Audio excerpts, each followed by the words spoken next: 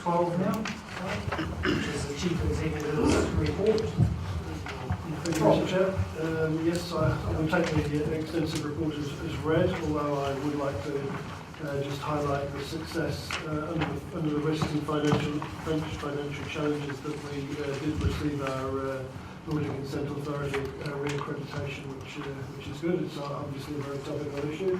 I just wanted to point out that we have put extensive resources into making sure that we did retain our accreditation, which we did. Our audit was actually relatively smooth, and we received quite high accreditation. I want to give credit to Mr. Lynn-Hennis and Alex Latty, and of course David, who's the team leader in the team, for making sure that we did stay well on top of that through the audit process. You've stolen a bit of my thunder, which is great. I always applaud that, but we did win the award for the project of the year at the Elgin Awards last night. An Australasian first in terms of a truly online LIM, the first time it's been achieved. So again, I'm very proud of the team in achieving that. It's been many years worth of planning and hard work that have come to fruition in what would seem to be a very simple outcome, but a huge amount of effort and innovation has gone in behind the scenes over at least 4 years that I know of that we've been working towards this. It's well worth knowing that it's now achieved an award quite soon after its implementation, because it's thoroughly deserved in my view. Other than that, we've achieved our Standard & Poor's rating again, which again is another external assessment of the financial condition that this council finds itself in. So again, applause to particularly other than the financial team, but also Gareth and the other managers throughout the organisation, Will and Brian, in terms of the way we've reduced our operational costs. We've managed to retain the levels of service and with the scrutiny of Standard & Poor's to retain that strong financial position that we're in. So I think those are some key points worthy of note for this particular period. Other than that, I'm happy to take questions, and I'm sure I'll have assistance in answering them. Okay, Councillor Williams. Yes, thanks for your report, Mr. Williams, and I know that you don't like skirting in the talking to the media much, but I do think we should skirt about those awards, or the award, the Lockham Award, and also the Standard & Poor's accreditation. I think really it's very, very good news. Just last year there was a great deal of council time and effort put into the joint management agreement with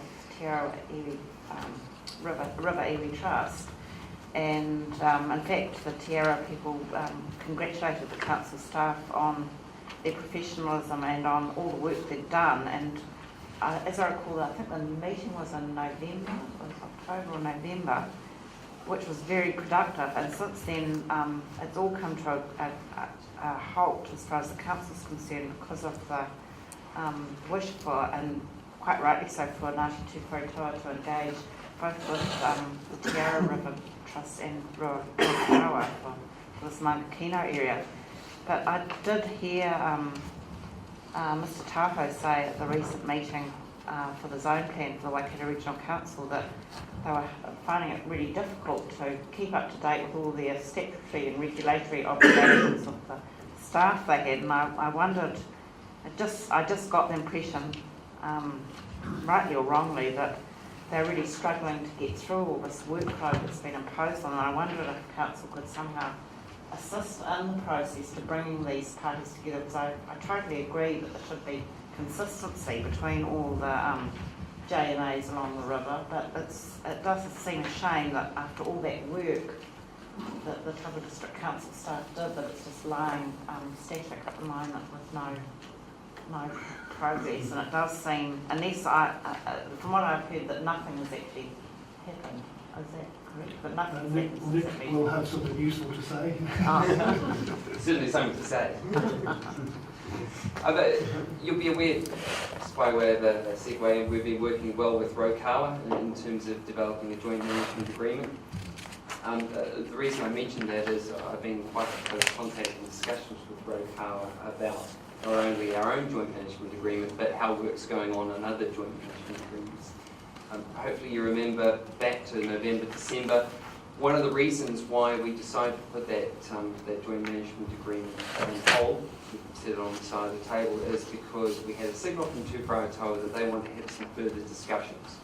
Those discussions have been taking place between Te Whātua and Te Aroha River Iwi Trust. So I can certainly confirm that those discussions have continued and are continuing.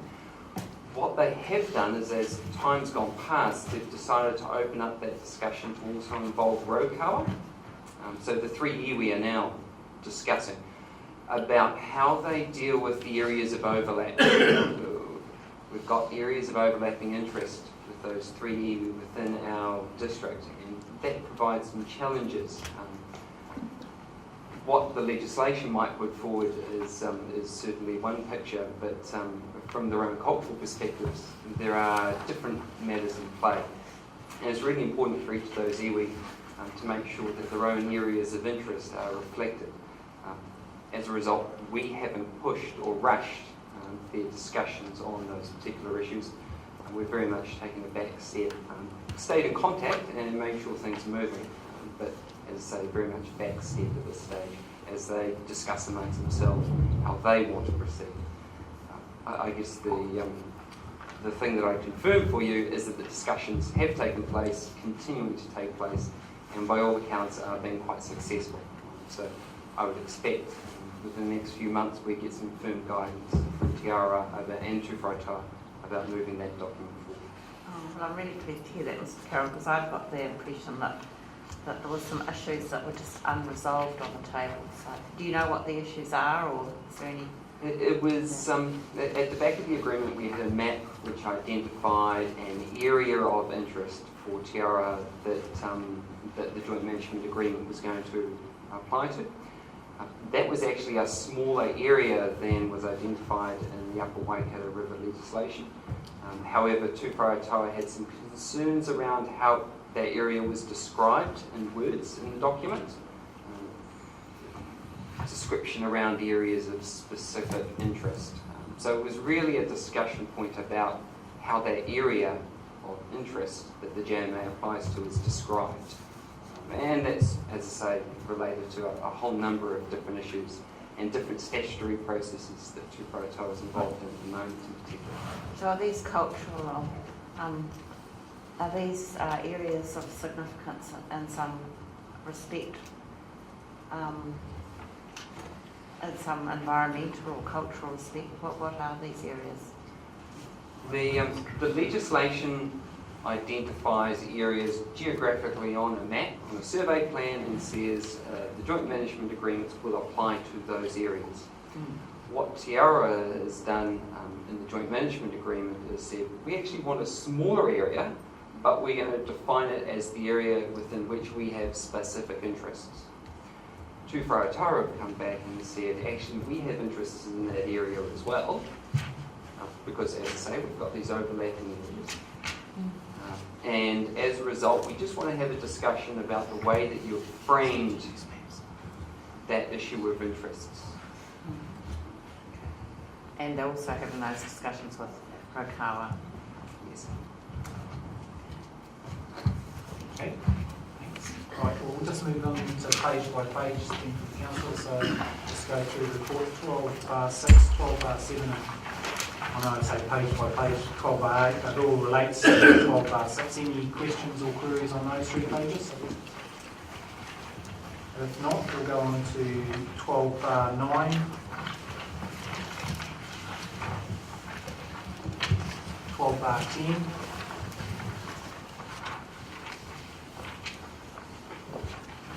12/11,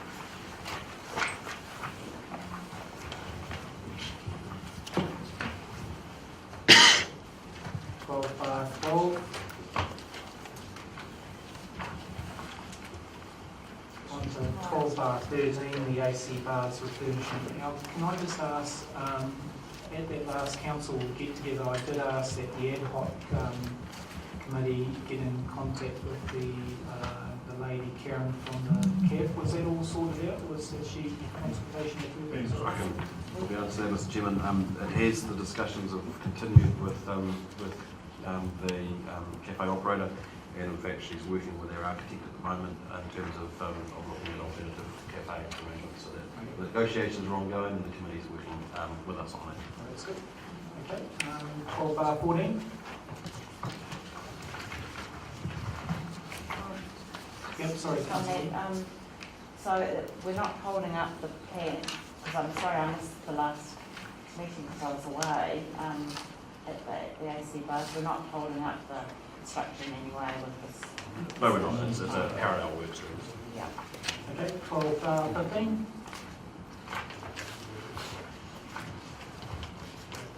12/16. 12/17. Wastewater. 12/18. No wastewater. 12/19. 20, 21, 22, 23, and 24.